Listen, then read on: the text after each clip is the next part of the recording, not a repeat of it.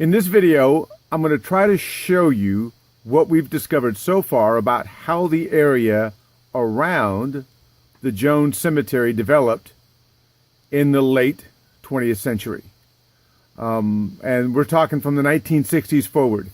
We do know over 100 years prior to that, Mr. David Jones purchased over 500 acres, had a big farmstead, and created a public cemetery somewhere around the 1890s.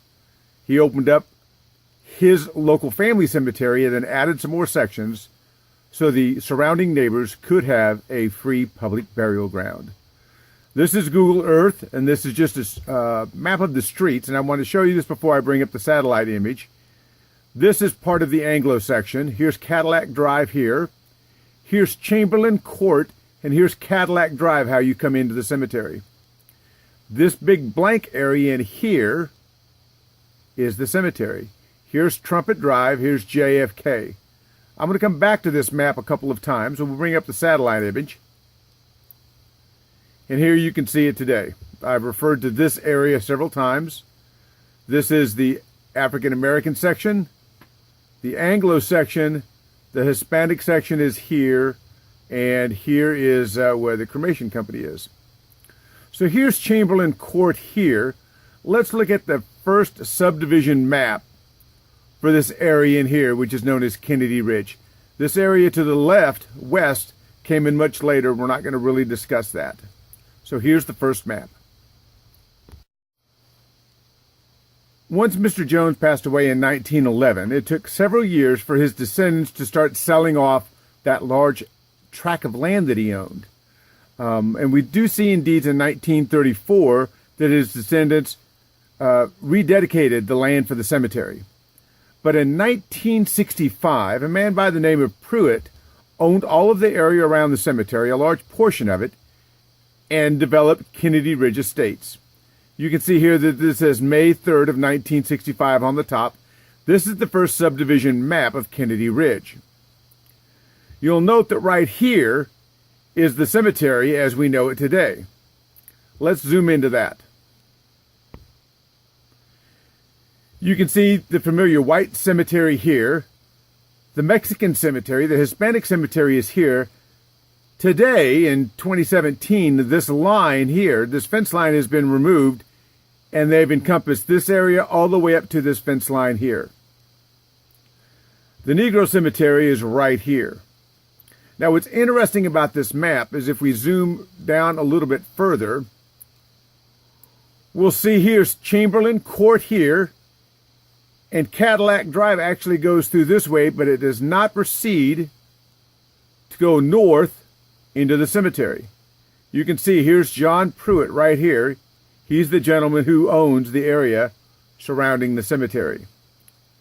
Let's go back to our Google map for a second. So in our Google map, here is Chamberlain Court here. You can see the houses on the north and south side of Chamberlain Court that were platted in. This area here is the big open area up to Trumpet Drive, and using JFK as this boundary, that would have been the undeveloped section for the Section 1 of Kennedy Ridge Estates. You'll notice this dirt road right in here. This is Cadillac Drive, how it was supposed to turn, but it never developed like that. I don't know why.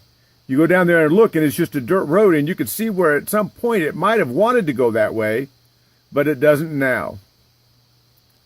Switch back to the 1965 plat map, and you can see that's that Cadillac Drive section here coming to JFK. If we come down this way, here's Chamberlain Court here, and there are homes here and here now. That's going to be put in with the second subdivision of Kennedy Ridge Estates. Let's take a look at that map.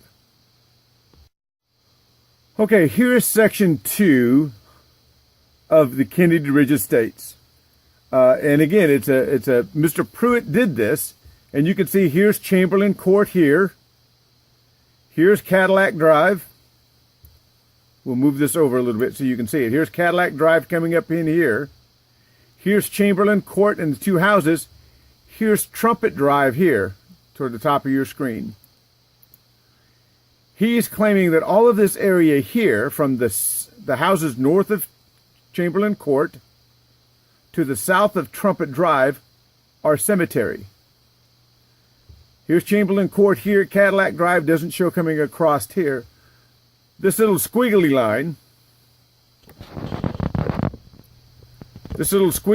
line right here shows a compression of the scale here.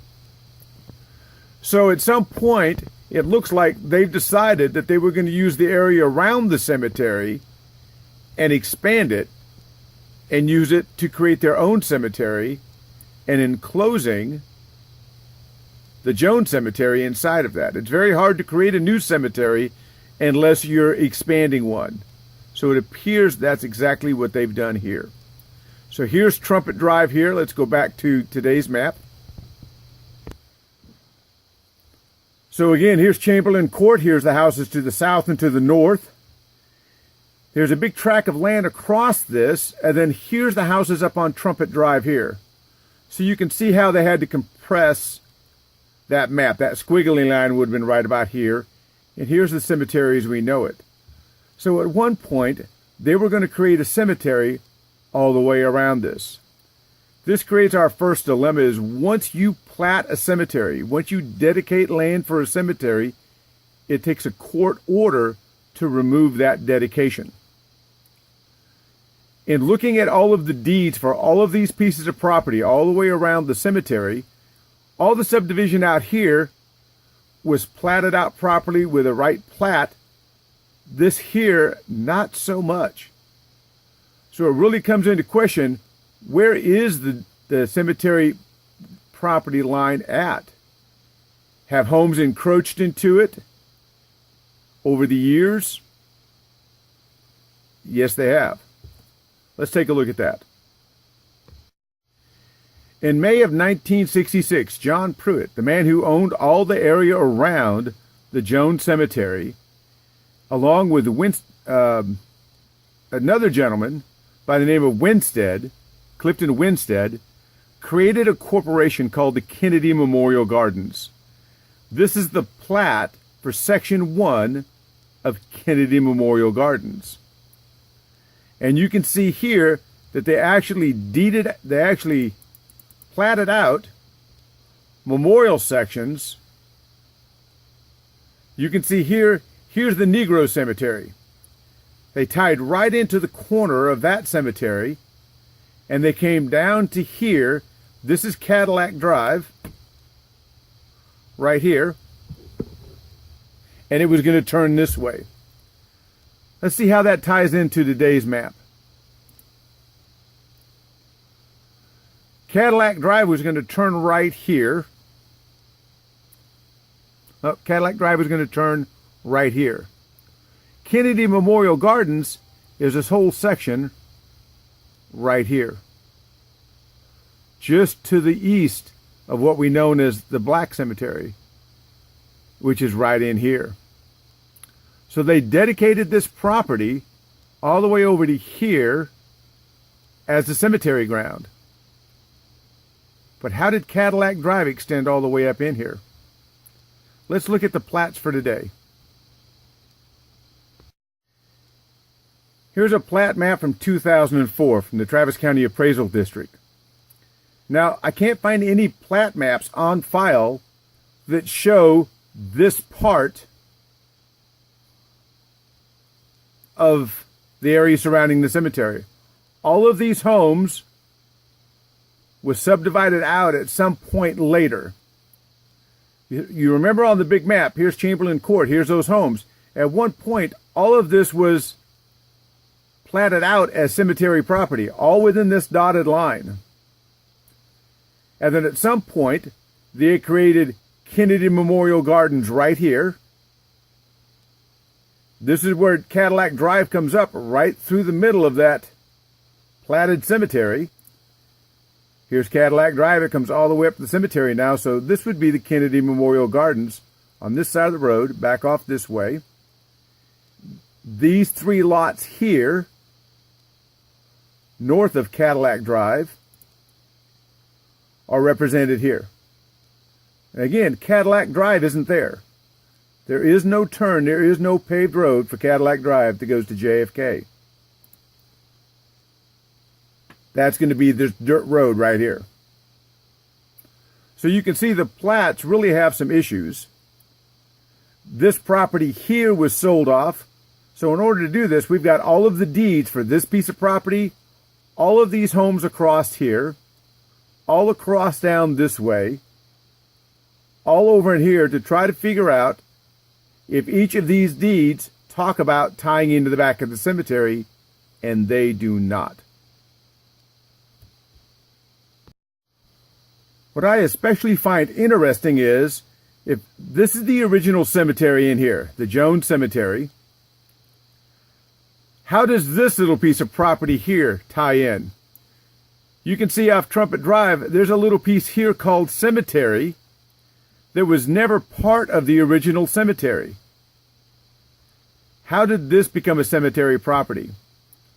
When we go back and look at the plans for the subdivision, once they put this piece of property in place here, they had basically landlocked the cemetery. There was no longer a public access into the cemetery.